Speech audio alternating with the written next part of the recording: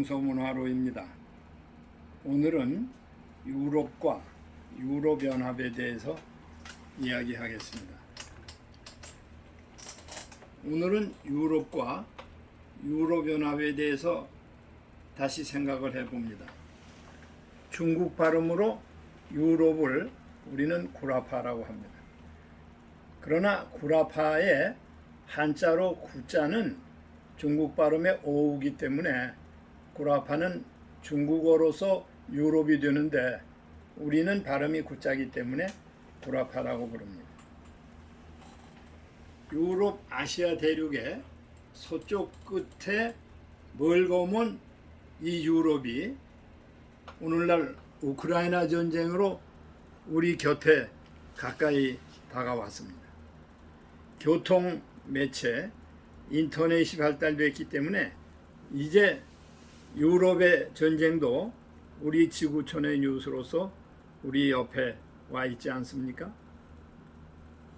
1945년에 제2차 세계대전이 끝나고 유럽 사람들은 커다란 위기의식을 느끼게 됩니다. 왜냐하면 세계대전 전까지는 유럽은 세계 문화의 중심이었고 세계를 선도하는 지역이었습니다. 그러나 대전이 끝나고 유럽은 독일, 이태리가 패전했고 승전을 했다고 해도 영국이나 프랑스 등은 모두 피폐해져 버렸습니다. 해외 식민지는 잃어버렸고 인구는 줄었으며 국토가 파괴되고 생산력과 방위력은 모두 크게 저하됐습니다. 그 반면에 유럽을 위협하는 사회주의 전제국가인 소련은 우리의 바로 북쪽 북한으로부터 몽골, 중국을 거쳐 유럽 아시아 대륙의 거대한 영토를 독일의 동쪽 동도까지 하는 엄청난 사회주의 세력으로 성장했습니다. 그것을 우리는 소련, 즉 소련방이라고 합니다. 그것을 정확하게 얘기하면 소비에트 사회주의 러시아 연방공화국입니다. 근데 소비에트 하면 우리가 쉽게 소련이나 러시아로 생각하기 쉽지 않은, 그러나 소비에트란 말은 노동자 농민 병사회, 그러니까 우리가 하층 계층의 대표적인 사람들로서 구성되는 사회, 그러니까 마르크스가 얘기하는 소위 무산자 전제 정치를 뜻합니다. 우리가 예를 들어서 노동자의 대표로 우리가 민주 노동 문제, 농민의 대표, 또 병사의 대표, 이런 거를 생각할 수가 있습니다. 그러면 우리가 유럽의 통합 문제에 대해서 한번 생각을 해보겠습니다. 여기 여러분들이 지도를 보시면 유로피안 이코노믹 커뮤니티가 있습니다. 유럽 커뮤니티, 그냥 유럽 공동체라는 뜻입니다. 거기에 작은 글씨로 커뮤니티 with no internal frontier라고 있습니다. 그 얘기는 무슨 얘기냐 하면 유럽 공동체는 국경이 없는 공동체, 그러니까 여러 나라가 있지만은 국경이 없다, 그냥 통합되어가는 것을 봅니다. 여기에서 색깔로서 붉은색이 나는 것이 유럽 공동체가 출발할 때에 있어서의 지도입니다. 그러니까 이것은 그 당시 아직 소련의 영향하에 있던 동유럽은 포함이 되지 않았습니다. 그러니까 지금 여기서 보이는 이 지역, 이것은 동유럽의 경계인데 여기서 이 지역은 아직 공산권이었던 겁니다. 지금하고는 달랐습니다. 그럼 통합은 어떻게 모색이 됐나? 처음에 대전이 끝나고 나서 프랑스와 서독, 이탈리아 등 서유럽 국가들이 유럽은 이렇게 하다가 망하겠다, 그래서 합치자는 의견을 보게 됩니다. 그런데 그 전에 유럽의 선각자인 학자들은 유럽이 멸망한다, 서유럽이 몰락한다고 예언을 했습니다. 그 대표적인 사람이 독일의 역사학자인 슈팽글러, 그 뒤에 영국의 유명한 역사학자인 토인비 같은 사람들의 의견입니다. 유럽은 멸망의 궤도에 올랐다. 그래서 예언을 했는데 2차 대전이 끝나고 과연 유럽은 멸망의 위기에 처한 것처럼 느껴졌습니다. 이에 유럽의 정치가들은 이제 어떻게 해야 살 수 있느냐. 유럽은 나라들이 너무 작습니다. 그냥 이 작은 나라들이 합치는 수밖에 없다. 그래서 우선 합치는 길을 택합니다. 여기서 보시는 대로 이거는 통일 독일입니다만은 이쪽 서독, 그 다음에 프랑스, 이태리를 중심으로 해서 요 작은 베네룩스 합쳐서 6나라가 처음에 이제 시작을 하게 됩니다. 그러니까 사실 그 나라를 합쳐야 인구 100만, 면적이 100만 조금 넘는데 그 당시 소련은 2천만 평방이 넘으니까 뭐 소련뿐만 아니라 캐나다, 미국, 중국, 브라질, 호주 같은 지역하고 도저히 면적으로서 비교가 되지 않을 때입니다. 그러면 먼저 유럽 사람들은 지금 여기서 보시는 대로 유럽 공동체라고 하는데 사실은 유럽 경제 공동체로 시작을 합니다. 그래서 오늘날 유럽의 연합까지 이르는데, 그런데 여기서 유럽 공동체를 말하기 전에 또 하나의 공동체가 있습니다. 그것은 북대서양 조약기구라고 하는 나토.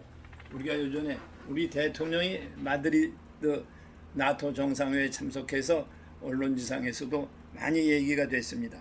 그것은 북대서양 조약기구로서 미국이 중심이 돼서 카나다와 함께 이 소련의 위협, 소련의 이쪽으로 오는 위협을 막기 위해서 서유럽이 공동으로 방어를 해야 된다. 그래서 북대서양 조약기구로 했습니다. 1949년에 미국의 주도하에 창설이 됐고 현재 32국에 가입됐습니다. 지난번 우크라이나 사태를 둘러싸고 특히 나토 정상회의에서 앞으로 이 나토의 이쪽에 비도에 잘 보이지 않습니다만 스웨덴과 핀란드의 가입을 둘러싸고 논란이 있었고 결국 반대하던 터키가 승인해서 두 나라도 나토에 가입하기로 됐다 하는 것을 여러분들은 지상에서 보셨을 줄로 믿습니다. 이것은 별도의 군사 조직이니까 군사 방어 조직이기 때문에 여기서 EU와는 직접적인 관계가 있다고 할 수는 없습니다. 그러면 유럽 경제 공동시장, 유럽 공동체로 가는 그 유럽 경제 시장을 먼저 보겠습니다. 유럽의 통합은 경제적인 면에서 우선 출발합니다. 그래서 프랑스의 짱모네라는 사람이 선각자의 발의로 유럽 경제 공동시장이 1950년에 독일과 프랑스의 강철 석탄 문제를 공동으로 관리하자는 데 합의를 합니다. 51년에는 유럽 강철 석탄 공동체가 파리 협정으로 조인이 됩니다. 그 다음에 57년에 가면 프랑스, 서독, 이태리 그리고 베네룩스, 그래서 이 6나라가 이제 합의를 합니다. 그것이 이제 대개 관세를 없애는 관세 동맹으로부터 시작을 하죠. 그러니까 이 당시에 아직은 영국이 가입을 하지 않았습니다. 그리고 여기 스페인이나 포르투갈 가입을 하지 않았기 때문에 그때는 요 6개국에 해당되는 겁니다. 여기서 독일은 전체가 아니고 물론 그 당시에는 소독뿐이었습니다. 그 당시 프랑스의 대통령이었던 드골은 현대 문명의 어머니 유럽은 저 우랄산맥에서부터 이쪽 대서양까지다 하는 얘기를 합니다. 그렇게 되면 러시아도 일부가 포함이 되는 거죠. 그래서 이들 유럽의 이 국가들은 그 수도를 사실은 가장 작은 나라인 벨지움의 브뤼셀에다 둡니다. 그리고 룩셈부르크에는 강철 석탄 본부를 두게 되고 그 당시 출발할 때는 인구 약 1억 1천만으로 미국과 소련의 뒤를 따를 정도로 됐습니다. 그러나 경제적인 생산량은 대단한 수준에 이르렀죠. 그러면 이 유럽 연합의 최종적인 목표는 유럽의 합중국입니다. 그러니까 유나이티드 스테이트 오브 유럽을 지향합니다. 그래서 이 합중국은 도대체 가능할 거냐? 사실 출발할 때는 아무도 미래를 낙관할 수가 없었습니다. 그러나 어쨌든 중요한 것은 동맹국들이 분산하지 않고 함께 결속해서 동쪽의 소련의 공산주의 위협을 막아야 된다. 그 당시 공산주의는 이 지역, 이 동유럽 국가들이 소련의 위성국가였기 때문에 모두 다 이 서유럽의 적이었던 시기입니다. 그런데 이 당시에 상당히 고무적이었던 사실은 이 프랑스 이쪽에서 영국까지 수중의 철도가 이제 건설이 됩니다. 그 다음에 우리가 역사 기원전 3세기에서 카르타고의 한니발이 스페인을 거쳐서 알프스를 넘어서 이태리를 쳐들어왔던 알프스 산맥, 또 나중에 19세기에 나폴레옹이 넘었던 알프스 산맥 밑을 뚫러서 몽브랑 밑으로 터널을 뚫었습니다. 그러니까 지금 지리적인 장애가 없어져서 유럽이 교통이 굉장히 이제 편리하게 돼 가는 거죠. 이것도 유럽 경제 공동체 또는 유럽 공동체의 대단한 힘이 됩니다. 그리고 이 유럽연합은 공동체를 집행위원회가 있습니다. 의회를 두고. 하나 흥미로운 것은 우리가 상상할 수 없는 것은 그 유럽연합은 각 나라마다 의회를 여기 중앙에 의회를 가지고 있습니다. 유럽의회를. 그러면 나라마다 인구에 따라서 그 의원 수가 다릅니다.